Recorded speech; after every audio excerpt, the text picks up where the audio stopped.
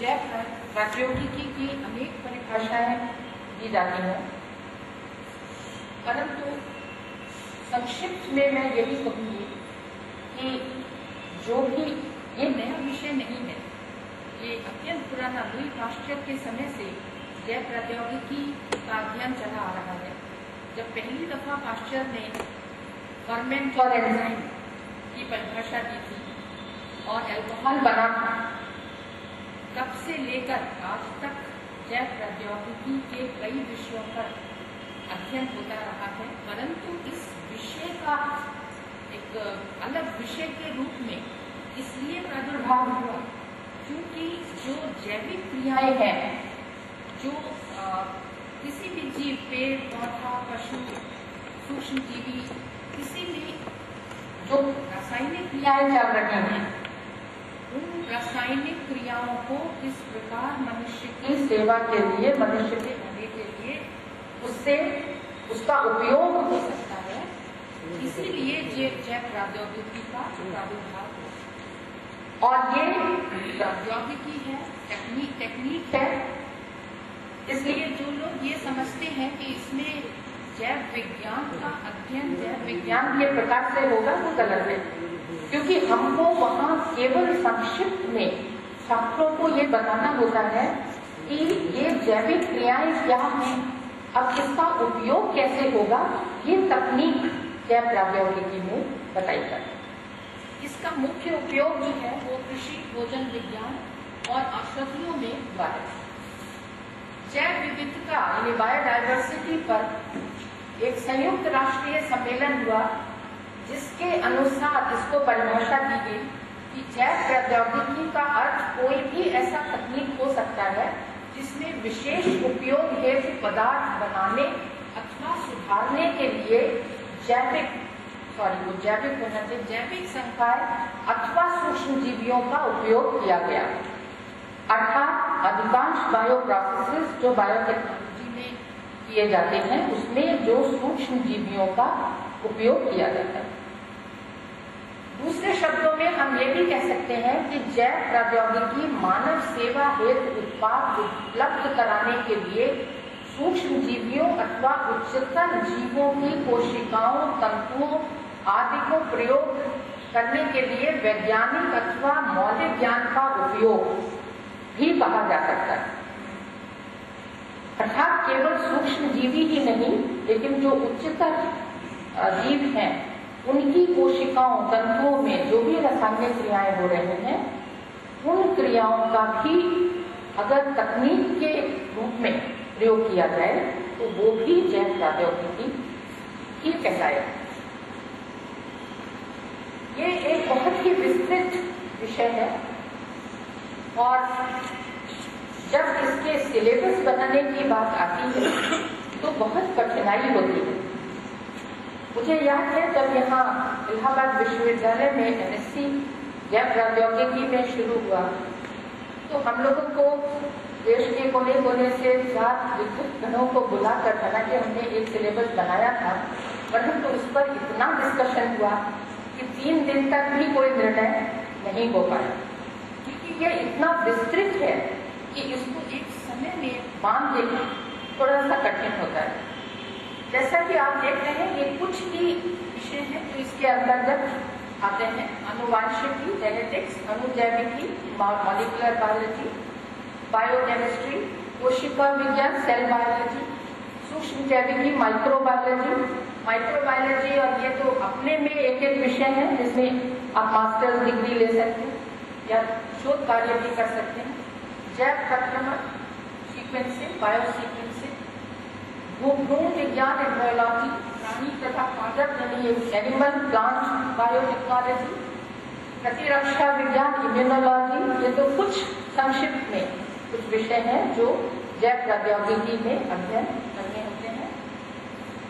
इन सभी का रासायनिक इंजीनियरिंग, सूचना प्रौद्योगिकी और रोबोटिकी जैसे प्रायोगिक विषयों से सीधा संबंध है। जैव सूचना विज्ञान, बायो इन्फॉर्मेटिक्स, जो अभी कुछ वर्ष पहले ही नए विषय के रूप में एक पिछले दशक से अधिक पॉपुलर हुआ। ये इसलिए हुआ क्योंकि जैव प्रौद्योगिकी में जिन अणुओं का विशेष उपयोग किया गया, यानी प्रोटीन, डीएनए, आरएनए, ये सभी अणु अत्यंत उच्चतर अणुभार वाले बहुलक हैं, जिनका प्रक्रम ज्ञात करना बहुत आवश्यक था। एक एक अणु में हजारों से लेकर लाखों तक एकलक इकाइयां हैं और उनका अनुक्रम एक मानव मस्तिष्क में तो रखा नहीं जा सकता। उसके लिए एक डेटाबेस की जरूरत थी, जिसको कि डेटाबेस में कलेक्ट करके जब उसकी आवश्यकता हो तो उसका प्रयोग हो सके। इसीलिए कंप्यूटर की आवश्यकता पड़ी और बायोटेक्नोलॉजी, जैव प्रौद्योगिकी का अध्ययन बिना कंप्यूटर के असंभव प्रतीत होने लगा। तब बायो इन्फॉर्मेटिक्स ने जन्म लिया। इन्फॉर्मेटिक्स का प्रयोग जब बायोटेक्नोलॉजी में हुआ तो ये दोनों विषय, जैव प्रौद्योगिकी और जैव सूचना, एक दूसरे से के पूरक हैं। अब ये अभिकलनीय जैव विज्ञान है और मैथमेटिकल, जब किसी बायोलॉजी के विषय को आप मैथमेटिक्स में परिवर्तित करेंगे तो कठिनाई आती है। जैसा कि रसायन के क्षेत्र में भी हुआ, जब केमिस्ट्री को डिजिटलाइज करने का प्रयत्न किया गया, उसको मैथमेटिक्स में गणनात्मक रूप में हुआ, तो आप जानते हैं सबसे पहले हैमिट फंक्शन आया, जिसमें कि रासायनिक गुणों को डिजिटलाइज किया गया, एक मैथमेटिकल अंक के रूप में उसको उसकी गणना की गई। इसी तरह से जैव विज्ञान के क्षेत्र में जो अणु थे उनको आणविक स्तर पर उनको संकल्पना की गई अणुओं के रूप में और इसका विस्तृत अध्ययन सूचना प्रौद्योगिकी के उपयोग द्वारा ही संभव था। अब एक और विषय, कई नए विषय सुनने को आ रहे हैं जिसके विषय में लोग जानना चाहते हैं, जिज्ञासा है।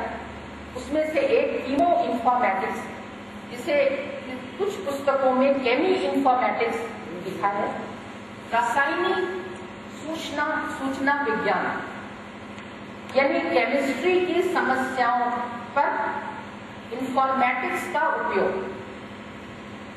ये कीमो इन्फॉर्मेटिक्स की विशेष भूमिका औषधि क्षेत्र में रही है। इसमें बायो इन्फॉर्मेटिक्स द्वारा जो एक विषय है जिसको मेडिसिनल केमिस्ट्री कहते हैं, चिकित्सा के क्षेत्र में रसायन का उपयोग। अब मेडिसिनल केमिस्ट्री और कीमो इन्फॉर्मेटिक्स ये दो अलग अलग विषय हैं, क्योंकि केमी इन्फॉर्मेटिक्स में हम इन्फॉर्मेटिक्स का उपयोग करते हैं ये मेडिसिनल केमिस्ट्री की समस्याओं को सुलझाने के लिए। इस तरह से बहुत सारे नए विषय अब आ गए हैं, जिसके अंतर्गत प्रकार्यक जीनोमिकी, डायनेमिक जीनोमिक्स, संरचनात्मक जीनोमिकी, स्ट्रक्चरल जीनोमिक्स, प्रोटियोमिकी, प्रोटियोमिक्स, ट्रांसक्रिप्टोमिक्स, ये सभी विषय हैं जो बायो इन्फॉर्मेटिक्स के अंतर्गत पढ़ाए जाते हैं, उसके सिलेबस में है और ये सभी इंटरडिसिप्लिनरी हैं। आप प्रोटियोमिक्स को भी ले लीजिए, लोग कहते हैं क्या नया आप पढ़ाते हैं, क्योंकि ये तो एक रासायनिक अणु है और रसायनज्ञों ने पहले ही इसकी संरचना बता दी है, तो आप प्रोटियोमिक्स नया विषय क्यों बनाए? लेकिन उसका कारण है ये स्ट्रक्चरल प्रोटियोमिक्स और डायनेमिक प्रोटियोमिक्स, क्योंकि जो क्रियाएं शरीर में, जीव के शरीर में चल रही हैं, उनमें अधिकांशतः प्रोटीन भाग लेते हैं। डीएनए, आरएनए का भी रोल है और ये प्रोटीन, एक प्रोटीन दूसरे से किस प्रकार क्रिया करके एक रासायनिक क्रिया श्रृंखला को जन्म देती है, इसका अध्ययन आवश्यक है जो रसायनज्ञों ने नहीं बताया। इसलिए इस नए विषय का प्रादुर्भाव हुआ।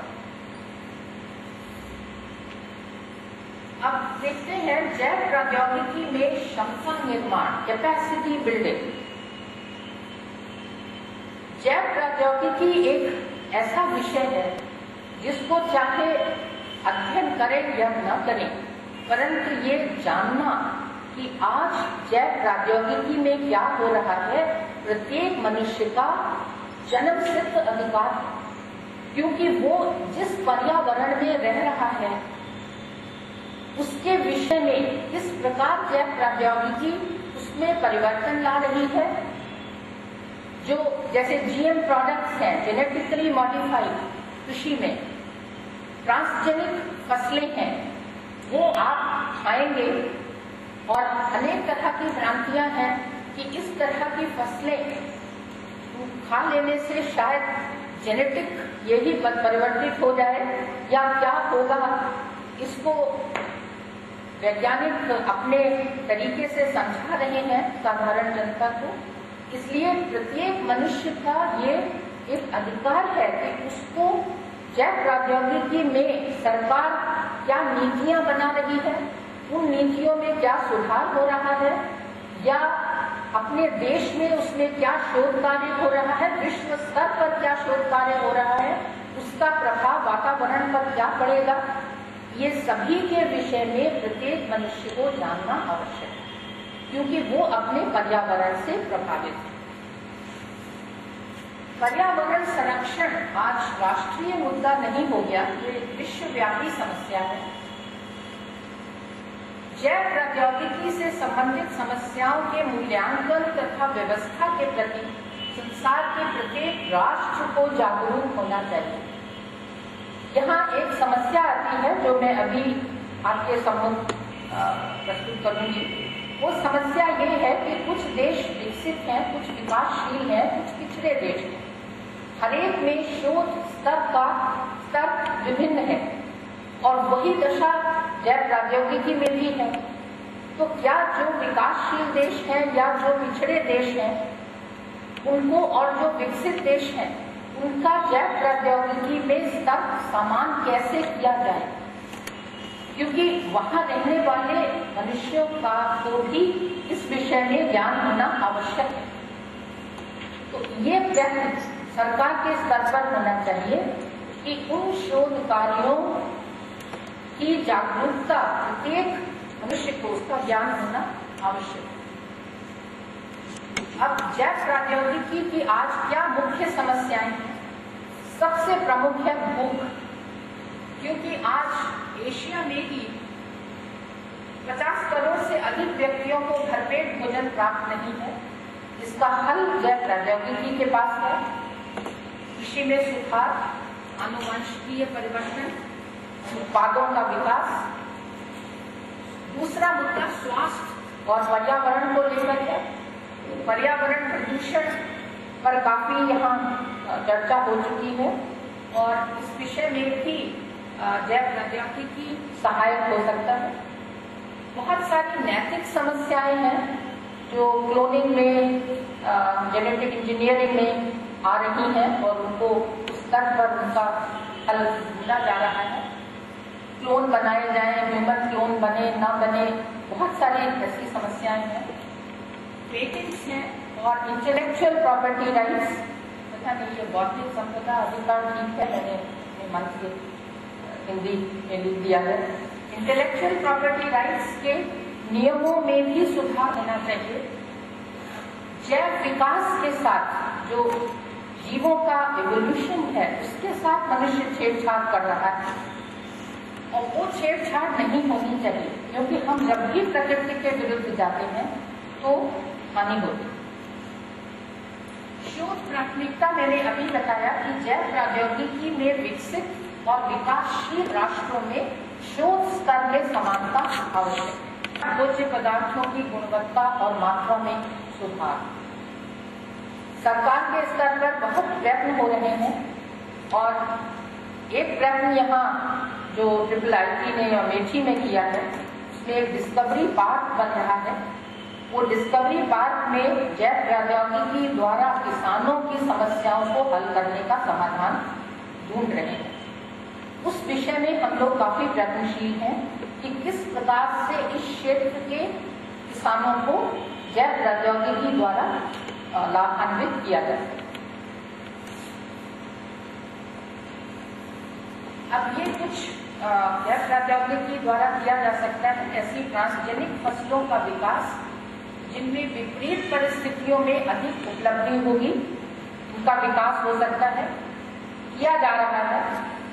और ऐसी GM bacteria species, genetically modified bacteria species का विकास हो जिसमें नाइट्रोजन स्थायीकरण जैसे गुण हो, जिससे बंजर जमीन को उपयोग में लाया जा सके। अब यहाँ पर सॉइल साइंटिस्ट आगे आ सकते हैं, वो नई बैक्टीरिया जेनेटिक क्लोनिंग द्वारा या नए जीन डालकर ऐसे बैक्टीरिया ऑलरेडी बायो फर्टिलाइजर बनाए जा रहे हैं। तो इस तरह के विकास करना चाहिए कुछ ऐसे स्पीशीज, नई स्पीशीज का, जिससे कि जो बंजर बनी जमीन है उसके उपयोग में लाया जा सके। जेनेटिकली मॉडिफाइड फसलों के लिए उपभोक्ता की संतुष्टि महत्वपूर्ण है। ये मैंने अभी कहा कि जिनको जो उपभोक्ता है, जिनको वो खाना है, उनकी संतुष्टि होनी चाहिए कि इससे कोई हानि नहीं होगी। विभिन्न देशों के साथ शोध सहयोग करके अब हम कैसे अपना शोध स्तर बढ़ा सकते हैं, उसका एकमात्र हल ये है कि संयुक्त रूप से कुछ योजनाएं बनाई जाए जो कि विकसित देश और विकासशील देश या पिछड़े देश मिल करके इस पर शोध कार्य करें। ये एक हल हो सकता है। कुछ वैक्सीन युक्त भोज्य पदार्थों का भी उत्पादन हुआ है।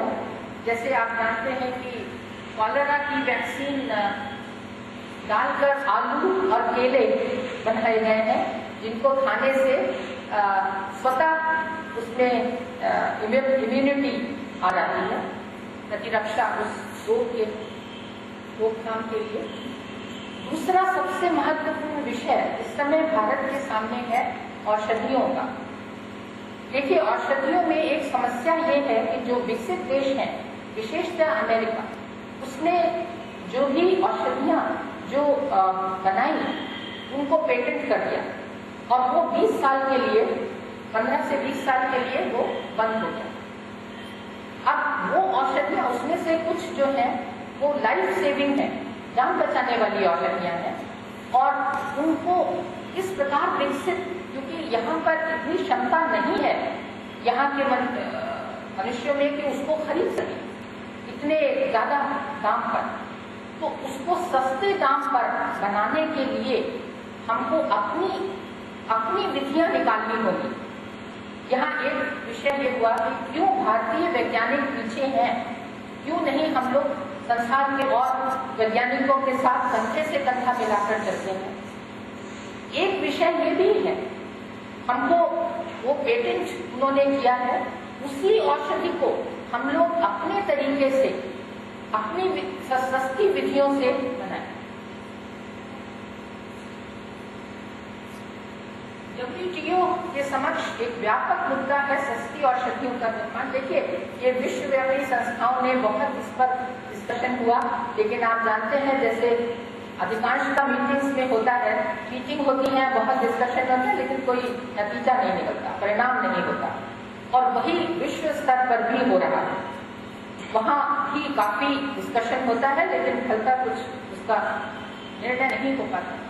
कांकुन बैठक में ये निश्चय दिया गया था कि भारत के समान विकासशील देश महंगी औषधियों के अपने सस्ते अनुरूप बना सकते हैं, लेकिन उन्होंने एक ये लगा दिया कि वो विश्व बाजार में नहीं बेच पाए। इस तरह की चीजें विश्व स्तर पर होती हैं, जिनको हमको वैज्ञानिकों को देखना है। भारत में सबसे बड़ी समस्या है नकली दवाओं का बनना। इसको सरकार को चाहिए कि नियम बनाकर इसको रोके। विश्व के अन्य देशों के साथ परस्पर शोध में सहयोग से औषधियों का दाम कम किया जा सकता है। हम जानते हैं कि भारत में जड़ी बूटियां का भंडार है, इसलिए हमको उस पर विशेष ध्यान देना चाहिए। इसका उदाहरण चीन है, जिसने कि मेरे ख्याल से पिछले कुछ वर्षों में कई 100 पेटेंट औषधियों पर निकाल दिए। हमारे पास एक बड़ा भंडार है जिसको हम लोग प्रयोग में ला सकते हैं और उनको परिवर्तित करके उसकी गुणवत्ता को कई गुना बढ़ा सकते हैं। व्यक्तिगत रूप से मैं भी इसी में कार्यरत हूँ कि हम अपने लीड कंपाउंड लें, उसको बायोइन्फॉर्मेटिक्स और बायोटेक्नोलॉजी से हम परिवर्तित करके सक्रिय औषधियों में परिवर्तित कर सकें, जो कि बाजार में बेची जा सके।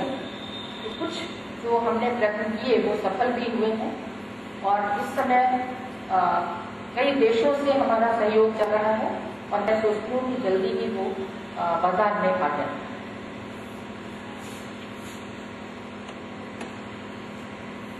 अब उद्देश्य संक्षिप्त में भारत के सामने क्या है? भारत को अपनी आवश्यकताओं, क्षमता और अवसरानुसार जैव प्रौद्योगिकी की नीतियों का निर्माण कर शोध कार्य की दिशा निर्धारित करनी होगी।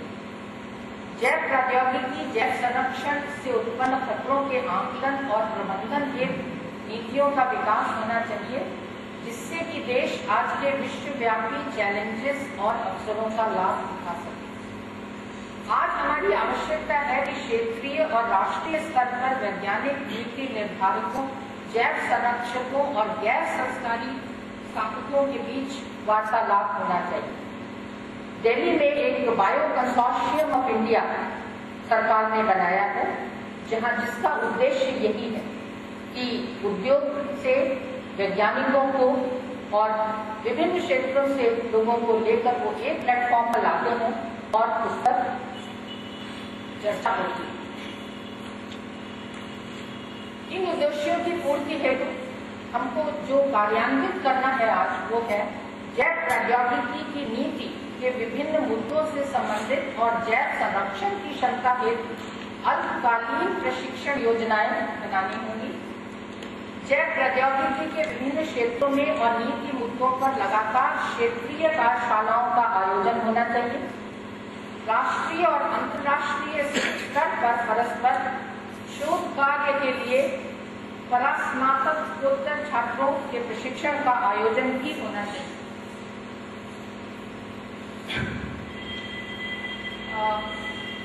मैं समझती हूँ समय तो हो गया, लेकिन मैं थोड़ा सा 5 मिनट ये जैव विविधता पर कहना चाहूँगी। इसका ये क्वांटिटेटिव एस्पेक्ट है गुणात्मक।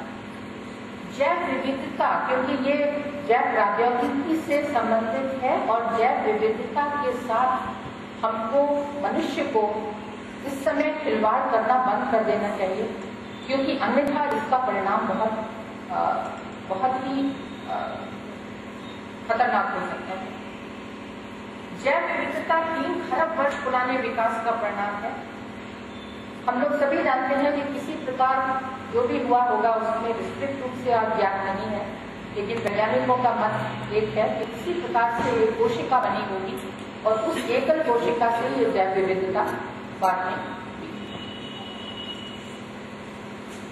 ये कुछ आंकड़े हैं तो मैं बताऊंगी नहीं, लेकिन इसमें केवल मैंने ये प्रश्न किया है कि कितनी प्रजातियां हैं और कितनी कम उसमें से अभी तक अध्ययन हो पाई। कृषि में जैव विविधता की जो समस्याएं हैं वो ये है कि किसान लगभग 7,000 कृषि की फसलें उगाते हैं, जिसमें से केवल 30 प्रजातियां ही मनुष्य के भोजन का 90% प्रदान करते हैं। इसमें अधिकांश का जो सुधार होता था वो ब्रीडिंग द्वारा होता था, लेकिन अब जैव प्रौद्योगिकी द्वारा जो ट्रांसजेनिक फसलें बना रहे हैं वो अधिक उपयोगी हैं और उसका प्रयोग अधिक होना चाहिए और ये किसान को ये सुविधा उपलब्ध होनी चाहिए। प्रयोगशालाओं में बीज बनाकर उनको देने चाहिए जो कि रोगों के लिए उसमें ऐसे जीन हो कि वो रोग उनको प्रभावित न कर सके। और आप जानते हैं कि पेस्टिसाइड, वीडिसाइड इन सब का प्रयोग बंद कर दिया गया है, बैन हो गया है, क्योंकि इससे स्वास्थ्य पर बहुत बुरा प्रभाव पड़ता है। तो क्यों ना इस तरह की फसलें उगाई जाए जिसमें कि ये पेस्टिसाइड, वीडिसाइड और इंसेक्टिसाइड की आवश्यकता ही न हो। सबसे बड़ा समाधान यही हो सकता है। जैव विविधता के संरक्षण के लिए जैव प्रौद्योगिकी का उपयोग आवश्यक है। हमको क्या करना होगा? ट्रांसजीनिक पौधे और जंतु बनाने हैं। पौधों का वर्गीकरण पर्याप्त रूप से होना चाहिए। उसके लिए हमको मार्कर्स चाहिए, मॉलिक्यूलर मार्कर्स चाहिए, उसका उपयोग करना होगा। बीज बैंक बनाने होंगे और इन बीजों के मूल का निश्चितीकरण करने के लिए फिंगर प्रिंटिंग का उपयोग करना होगा। सूक्ष्म जीवियों का विवेकपूर्ण वर्गीकरण, अभी तक जो सूक्ष्म जीवी हैं वो इतने अधिक हैं कि उसका अध्ययन अभी तक संभव सबका नहीं हो पाया है, तो उसका वर्गीकरण होना चाहिए। प्रमुख फसलें, सूक्ष्मजीवियों और पशुओं के जीनोम अनुक्रम के डेटाबेस, ये हो रहा है, ज्यादा हो रहा है बायोइन्फॉर्मेटिक्स में, लेकिन ये हमको, और अब एक हरित क्रांति हुई है, परंतु दूसरी हरित क्रांति केवल जैव प्रौद्योगिकी द्वारा ही संभव हो सकती है। सूचना प्रणाली यानी बायोइन्फॉर्मेटिक्स से मैं भी संबंधित हूँ, वो भी बायोडाइवर्सिटी में, जैव विविधता में उसका बहुत बड़ा योगदान है।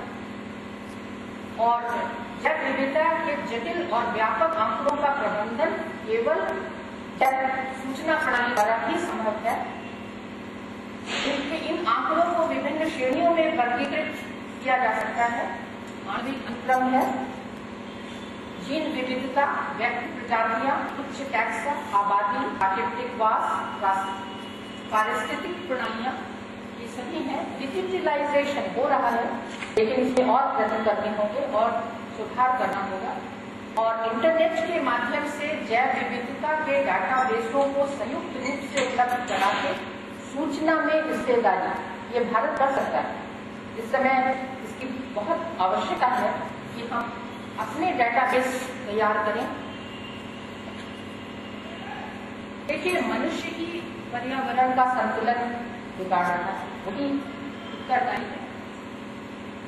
जंगल काट रहे हैं और धरती पर नए भवनों का निर्माण करके पारिस्थितिक संकायों को परिवर्तित कर रहा है। उसने भोजन श्रृंखला को, कार्बन चक्र को, नाइट्रोजन चक्र को, जल चक्रों को, सभी को प्रभावित किया है। खनिजों का पारिस्थितिक संकायों को अव्यवस्थित किया है। इकोसिस्टम, बायोम्स, वो सभी अव्यवस्थित हो रहे हैं। और जैव विविधता बनाए रखने के लिए पर्यावरण संरक्षण आवश्यक है। इसके लिए मनुष्य को अब सचेत हो जाना चाहिए और प्रकृति पर छोड़ देना चाहिए।